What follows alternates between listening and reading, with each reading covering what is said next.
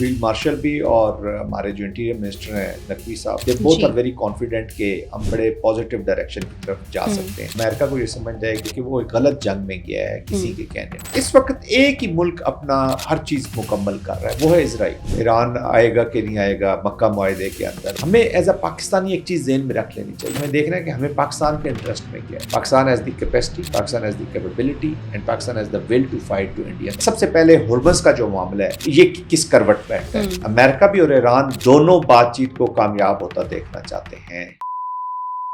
ये ईरान और अमेरिका का मामला इंतहाई कॉम्प्लिकेटेड मामला, और जब से ये शुरू हुआ इस पर वक्तन फवक्तन आप हमें अपडेट करते चले गए। अब जाहिर है कि फील्ड मार्शल भी इस वक्त तेहरान के विजिट पर हैं, वजीर दाखिला मोहसिन नकवी साहब भी उनके साथ मौजूद हैं। 2 रोज़ा दौरा ये बताया जा रहा है। लेकिन अभी मैं आपका ट्विटर चेक कर रही थी तो उसमें बहुत सारे ट्वीट्स, आपकी असेसमेंट भी मैं देख रही थी। अभी मामलात को जहाँ तक आप रीड कर रहे हैं, सिग्नल्स क्या मिल रहे हैं कि ये मामला किस तरफ जा रहा है? हम उम्मीद रखें कि ये मामला डी एस्केलेशन की तरफ जाएगा, या आप समझते हैं कि मामला फिर एस्केलेशन की तरफ चला जाएगा? जी, बिस्मिल्लाहिर्रहमानिर्रहीम। रीत, thank you for the invite. देखिए, जो इस वक्त फील्ड मार्शल साहब का दौरा हुआ है ईरान का, ये एक मैं हमेशा कहता हूँ कि Pakistan is the only effective exit card. Mediators बहुत से हो सकते हैं, लेकिन ऑफ रैम्प का एक कार्ड होता है जी, जो दोनों को, ऑफ रैम्प से मुराद यह है कि वो विन विन सिचुएशन अमेरिका को भी दे सकते हैं और विन विन ईरान को भी दे सकते हैं। ये जितना अमेरिका के लिए एक अच्छी एक्टिविटी हुई है उनके, क्योंकि वो निकलना चाहते हैं इस जंग से, लेकिन ईरान जो है वो भी इस जंग से निकलना चाहता है, लेकिन ईरान थोड़ा सा कभी कभी ना ओवर प्ले करता है अपने हैंड को। Then the cards they have. Yes, इस वक्त बेहतर है वो शो तो यही कर रहे हैं कि हम इस इकोनॉमिक कोरिजन से भी निकलेंगे। वो कोट करते हैं अपनी जो इराक की जंग थी, इराक की जब जंग हुई ईरान के खिलाफ तो तकरीबन 1 मिलियन के लोगों की शहादतें हुई थी, डेथ्स हुई थी ईरानियंस की, और अराउंड जो एस्टिमेट्स लगाए जाते हैं वो अराउंड $600 बिलियन का नुकसान। कुछ थोड़े से एक्सैजरेटेड भी होते हैं, चले anything over 400-500 billion, it's a huge. तो अगर वो हमने बर्दाश्त कर ली, but this environment is change. उस वक्त रेवोल्यूशन नया आया हुआ था इराक को, जो कहा जाता है कि अमेरिका ने यूज किया उस काउंटर करने के लिए। फिर अमेरिका की उस वक्त एक हार्ड फीलिंग्स थी। 444 दिन का सीज रखा आपने, उनकी एम्बेसी स्टाफ को रखा, बंद रखा। तो वहां से वो एक इकोनॉमिक कोअर्जन को भी ईरान कह रहा है कि मैं बर्दाश्त कर लूंगा। ईरान के भी जो पोस्ट विजिट या जो बातचीत विजिट के दौरान सामने नजर आई है, तो मैं इस कंक्लूजन पे पहुंचा हूं कि ईरान वांट्स के कुछ सीबीएम्स जो हैं वो ऑन ग्राउंड होती नजर आए, और मोस्टली वो इकोनॉमिक रिलेटेड सीबीएम्स ही हैं। अनफ्रीजिंग ऑफ द एसेट्स है, अप फ्रंट पेमेंट्स हैं, ठीक, और हुर्मुज़ को वो खोल देंगे। आज ओमान के जो फॉरेन मिनिस्टर हैं, वो आई एम श्योर कि वो एक अच्छी आउटकम की उम्मीद हम रख रहे हैं कि वहां से निकलेगी, लेकिन वो कुछ सीबीएम्स ऑन ग्राउंड होना देखना चाह रहे हैं। ठीक, जो अरीज आज मैंने ट्वीट भी किया, उसकी मेन मकसद ये है कि हम ईरान भी इस वक्त ये चीज, एक तो अमेरिका को ये समझ जाए कि चाहिए कि वो एक गलत जंग में गया है किसी के कहने पे, और उसका पॉलिटिकल नुकसान भी हो रहा है ट्रंप को। एक अमेरिका के अंदर स्ट्रेटेजिक बर्डन लिया जा रहा है इजराइल को, और ईरान को ये नुकसान हो रहा है कि एक एज अ पार्टनर के तौर पे उसने जो इस रीजन में आना है, वो किरदार भी मशकूक होता चला जा रहा है विद एवरी पासिंग, और ट्रस्ट एलिमेंट हर मुल्क का कम हो रहा है। इस वक्त एक ही मुल्क अपना हर चीज मुकम्मल कर रहा है, वो है इजराइल। तो अगर अमेरिका यहां से निकल जाता है, लेट्स से कि कोई बहाना करता है या थोड़ी सी एस्केलेशन करने के बाद भी निकल जाता है, तो यहाँ पे क्यास रह जाएगा, और क्यास का फिर टाइम लगता है क्यास को खत्म होने में। It takes time. अभी तक देखें ना, अरब स्प्रिंग को देख लें, इराक वॉर को देख लें, लेबनान की सिचुएशन देख लें, सीरिया को देख लें, टाइम लग रहा है। आज यानी कि जाके सीरिया के ऊपर से जो टेररिस्ट लिस्ट वाली कंट्रीज हैं उसमें से उसका नाम रिमूव हुआ है, तो टेक एजेस। तो ये क्यास कंफ्यूजन जो है ये इस रीजन के लिए, और उसके स्पिल ओवर इफेक्ट पाकिस्तान पे भी आने। अब फील्ड मार्शल साहब का भी जो दौरा था वो इसी कॉन्टेक्स्ट में था कि किसी तरीके से अगर फर्ज करें इकोनॉमिक पाबंदियां लग भी जाती हैं, तो ईरान के जो रिस्पॉन्सेज वो बता रहे हैं, वो कह रहे हैं जी हम हॉरिजेंटल एक्सपेंशन करेंगे in the region against the economic interest of the ठीक। अमेरिका, हाँ। तो इसका मतलब है कि वो टारगेट करेंगे, इकोनॉमिक एक्टिविटीज रुकेंगी, जिससे जो ममालिक हैं वो बददिल होंगे ईरान जिसका से। उन्होंने इंडिया भी दिया, उसकी तरफ भी मैं आऊंगी। लेकिन आपने जनरल साहब कहा कि आबनाए हुर्मस खुल जाएगी, और इससे पहले भी हमने देखा था कि जब फील्ड मार्शल गए थे वो आबनाए हुर्मस खुलवा कर आए थे। फिर जाहिर है कि अमेरिका ने वहां पर नेवल ब्लॉकेट खत्म नहीं किया, जिसके बाद उन्होंने दोबारा से मामलात शुरू हो गए। अब की बार आप समझते हैं कि आबनाए हुर्मस खुल जाएगी, और बाबुल मंदब वाला जो मामला है, जो हौसियों वाला मामला है, उस पर भी किसी न किसी हद तक मुझे लगता है कि मामलात को सेटल डाउन किया जाएगा, क्योंकि सऊदी अरब के हवाले से मामलात को भी देखा जाएगा, और फिर ट्राइलेटरल एग्रीमेंट भी है। आप इस वाले मामले को कैसे देख रहे हैं, ये बाबुल मंदब और हौसियों वाला जो है? देखिए, हौसीज जो है वो सऊदी अरेबिया को डिस्टर्ब कर रहे हैं, डिसरप्शंस कर सकते हैं वो, और डिसरप्शंस कर भी रहे हैं। वो ये तो नहीं हो सकता कि सऊदी अरेबिया पे कब्जा कर लेंगे या उसको नुकसान। डिसरप्शन जब होती है तो आपकी इकोनॉमिक एक्टिविटीज, आपकी पॉलिटिक्स, आपकी डिप्लोमेसी, सारी चीजें हर्ट होती हैं। They have the capacity and capability, और वहां से सऊदी अरब ये व्यू करता है कि ये जो डिस्टर्बेंस है ये ईरान का पैदा किया हुआ है। तो ये वो चीजें हैं जो फ्यूचर का आर्किटेक्चर है रीजन का। बहुत से लोग बात भी करते हैं कि ईरान आएगा कि नहीं आएगा मक्का मुआहदे के अंदर और ये वो, लेकिन उससे पहले आपने एक एनवायरनमेंट क्रिएट करनी होती है। वो आपने किसी से भी कोई ताल्लुक भी कायम करना हो तो आप जरा पहले एनवायरनमेंट देखते हैं। आपने यहाँ पे अपने पास्ट को बरी करके आगे बढ़ना है, लेकिन वहां पे थोड़ी सी अभी इस वक्त एनवायरनमेंट भी नहीं है। दूसरा ये कि हौसीज के मामला जो है वो जब उधर डिस्ट्रप्शन होती है तो पाकिस्तान भी फिर इनडायरेक्टली इफेक्ट जरूर होता है, रादर डायरेक्टली इफेक्ट होता है जब से हमारा एक एग्रीमेंट हुआ है। और पाकिस्तान की ये जो मौजूदा लीडरशिप है, they have very clear intent कि अपने जो किए हुए वादे हैं या जो हमारे एग्रीमेंट्स हैं हम उनको ऑनर करेंगे। ठीक। अब उस ऑनर के अंदर क्या क्या मेजर्स ली जाएंगी, अगेन डिबेट्स उसके ऊपर भी शुरू हो सकती हैं, डिस्टर्बेंस भी हो सकती है। बट हैविंग सेड दैट, हमें एज अ पाकिस्तानी एक चीज ज़हन में रख लेनी चाहिए। इस वक्त हमें ना सऊदी अरब के एंगल से, ना ईरान के एंगल से, ना हौसियों के एंगल से, ना टर्की किसी मुल्क के एंगल से, अमेरिका के एंगल से, के बजाय हमें देखना है कि हमें पाकिस्तान के इंटरेस्ट में क्या है। आप आइसोलेशन में इस वर्ल्ड में नहीं रह सकते जी। You have existential threat India की तरफ से आपको हर वक्त रहता है, और फिर अफगानिस्तान के अंदर से एक सिचुएशन है। और ये जब आप मुआहिदों में भी जाते हैं तो जरूरी, हमें किसी फौज की जरूरत नहीं है रीच। हमें ना सऊदी अरब की फौज की जरूरत है, ना तुर्किया की फौज की जरूरत है। हमारा मेन थ्रेट है India. Pakistan has the capacity, Pakistan has the capability, and Pakistan has the will to fight to Indians. अच्छा, ये अब वॉर एक रिटोरिक नहीं है। इसको मेरी इस बात को political rhetoric, knowing my military leadership very well, और उनके जो अज़ाइम है और उनकी जो प्लान्स हैं, दे आर वेरी क्लियर।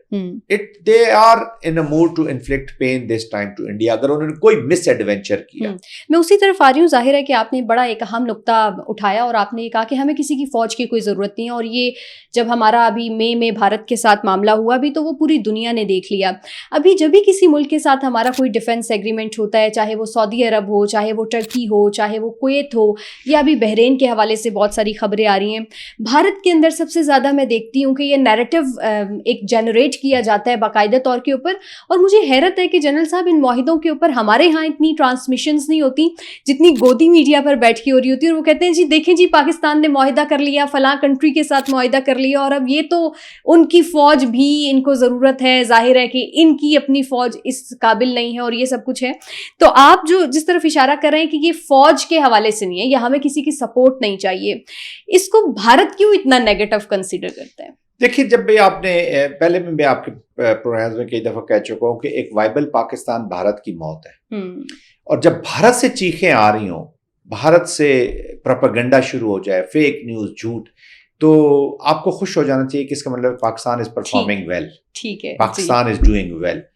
ये वही भारत है जिसके एक्सटर्नल अफेयर मिनिस्टर जयशंकर कहा करते कि Pakistan don't discuss Pakistan, Pakistan is irrelevant. ये वही भारत है जिसके जयशंकर कहा करते कि पाकिस्तान के बारे में तो मैं बात ही नहीं करना चाहता, वो Pakistan is no more viable state. तो अल्हम्दुलिल्लाह वही बैठकर एक स्ट्रेटेजिक कहानियां लोगों को सुना रहे होते हैं। He is more into theory. ठीक है, उन्होंने जितना भारत को नुकसान पहुंचाया वो मैं नहीं कह रहा, आप परवीन सवानी साहब की वो स्टेटमेंट पढ़ लें जो उन्होंने जयशंकर के बारे में। बिल्कुल, हाँ। कॉकरोचेस जो सड़कों पे निकले थे, उनकी जो भारत की स्टेट और मीडिया के बारे में जो चीजें हैं वो आपके सामने उनकी जो स्टेटमेंट्स है, दैट क्लियरली रिफ्लेक्ट्स कि वेयर भारत इज स्टैंडिंग। तो भारत की जितनी चीखें, जितने गालियां, जितने अलकाबात, उसकी वजह भी समझ आती है जनरल साहब, वो बिल्कुल देख जो वो चाहते थे वो हो नहीं रहा ना। हाँ, वो कभी भी नहीं होगा। हाँ। और इस पाकिस्तान के इस रिस्पांस और इस हर्डल की वजह से जो उनको ज्यादा पिंच करते हैं, आप देख रहे हैं कि बांग्लादेश के अंदर स्ट्रेटेजिक ऑटोनॉमी की बातें हो रही हैं। प्राइम मिनिस्टर तारिक रहमान और उनकी काबीना जो है, बल्कि अभी तो उनके फॉरेन मिनिस्टर ने ऑफिशियल स्टेटमेंट दे दिया कि हम सीरियसली कंसिडर कर रहे हैं मक्का अकॉर्ड को उसमें जाने के लिए। तो इसका मतलब है this is a policy statement now. It mean they are considering it. Why they are considering it? Because वो अपनी स्ट्रेटेजिक इकोनॉमी की तरफ जा रहे हैं, अपनी सॉवरेनिटी को इंश्योर करना चाह रहे हैं, और दूसरा वो लेसन लर्न कर रहे हैं कि जब तक आप रिस्पॉन्सेज नहीं जनरेट करेंगे तब तक आप फुटबॉल बने रहेंगे, लोग आपको किकें मारते ठीक। अच्छा, मैं पॉइंट की तरफ वापस आऊंगी, और ये जो इस्लामाबाद मेमोरेंडम की बहुत ज़्यादा बातें हो रही हैं, जाहिर है कि इस दौरे में स्पीकर बाकिर कालिबॉफ की भी मुलाकात हुई है, सिकंदर मोमनी साहब की भी मुलाकात हुई है, और ईरान ने ये इल्ज़ाम आयद किया है अमेरिका के ऊपर कि इस्लामाबाद मेमोरेंडम की सबसे ज़्यादा जो खिलाफ वर्जी है वो सबसे पहले अमेरिका ने की। और फिर रॉयटर्स का ये दावा कि ट्रंप की भी फील्ड मार्शल से गुफ्तगू हुई है और उन्होंने कहा है कि दोबारा मुज़ाकरात की मेज़ पर आएँ, जो कि बहुत अच्छा है। अब आप ये मुज़ाकरात की मेज़ पर आने वाला मामला देख रहे हैं कि पाकिस्तान की काविशों और कोशिशों से एक मर्तबा फिर ये दोनों फरीक आ जाएंगे? देखिए, अभी अरीज इस वक्त तो मैं वेट कर रहा हूँ कि ये जो ओमान के फॉरेन मिनिस्टर का विजिट है उसके बाद हुर्मस के ऊपर क्या अरेंजमेंट आते हैं, क्योंकि हमें ये कैलिब्रेटेड रिस्पॉन्सेज देखने होंगे, फेजेस में देखना होगा कि सबसे पहले हुर्मस का जो मामला है ये किस करवट बैठता है, क्योंकि इसी के साथ लिंक करके अगले मामला चलेंगे। और ईरान जो है ये मामला चाहता है कि CBMs ऑन ग्राउंड हो, कॉन्फिडेंस बिल्डिंग मेजर्स कुछ ऑन ग्राउंड हो। और वैसे ईरान की कितनी सुनवाई होगी इस मर्तबा? देखिए, अच्छे मैसेजेस गए हैं यहाँ से, और फील्ड मार्शल भी और हमारे जो इंटीरियर मिनिस्टर हैं नकवी साहब, they both are very confident कि हम बड़े पॉजिटिव डायरेक्शन की तरफ जा सकते हैं। तो अभी इनको परेशानी की जरूरत नहीं है कि अमेरिका ने आज पाबंदियां भी लगा दी। हाँ, तो अमेरिका का पाबंदी सुबह लगती है, दिन को खत्म होती है, शाम को फिर लग जाती है, वो अपनी जगह चली जाएगी। अगर अमेरिका देखता है कि as I said earlier, America भी और ईरान दोनों बातचीत को कामयाब होता देखना चाहते हैं। इस वक्त वो चिकन्स गेम यही होती है कि आप मैक्सिमम क्या एक्रू करना चाहते हैं। अगर ईरान की लीडरशिप चेंज हुई है, IRG की लीडरशिप चेंज हुई है, नई लीडरशिप आई है, जब भी नई लीडरशिप आती है वो एक जोर लगाती है अपना एक, तो जैसे एक बस में या सादा जबान में आपको समझाऊं कि वैगन में ज्यादा सवारियां बैठ जाती है ना, तो 2-4 झटके लगते हैं तो सारे अपनी अपनी जगह पे बैठ जाते हैं। तो अभी इस वक्त वो ईरान की जो वैगन है, एक जोर जो स्ट्रेटजी की जो वैगन है वो भरी हुई है। पॉजिटिव और कितना अच्छा देखते हैं कि दोनों ही ममालिक ये चाहते हैं कि चलें जी अब साड़ी बस होगी। देखिए, पॉजिटिव तो बस हो जाना is a very positive thing कि आप एक रीच कर गए, तभी तो आप you hand over the escalation, military escalation to diplomacy and politics. The end games are always written by the diplomacy and politics. तो आप उस तरफ ये चीजें जा रही हैं। लेकिन हैविंग सेड दैट, अगर ये इकोनॉमिक कोरिजन चलती है और ऑन ग्राउंड और रिस्पॉन्सेज ईरान की तरफ जनरेट होते हैं in military domain against the economic targets, then we have a serious situation. तो फिर मामलात खराब होंगे। लास्टली मैं आपका कमेंट चाहूंगी, जाहिर है कि कल वाले पॉडकास्ट में भी आपने बताया था कि अमेरिका की तरफ से इकोनॉमिक सैंक्शंस, और फिर हमने देखा कि आज ये हो भी गई। चीन ने इस पर बड़ी तनकीद की है और वो कह रहे हैं कि नहीं, किसी भी किस्म की सैंक्शंस इकोनॉमिकली नहीं लगनी चाहिए किसी मुल्क के ऊपर। और अगेन चीन ने भी ये कहा है कि जो जो ममालिक इसके अंदर इन्वॉल्व हैं वे उनको मुज़ाकरात की मेज़ पर लेके आए। आप समझते हैं कि अगर ये सैंक्शंस की अनाउंसमेंट हो भी गई है डोनाल्ड ट्रंप की तरफ से, तो इसको इतना सीरियस कंसीडर नहीं करना चाहिए किसी भी मुल्क को?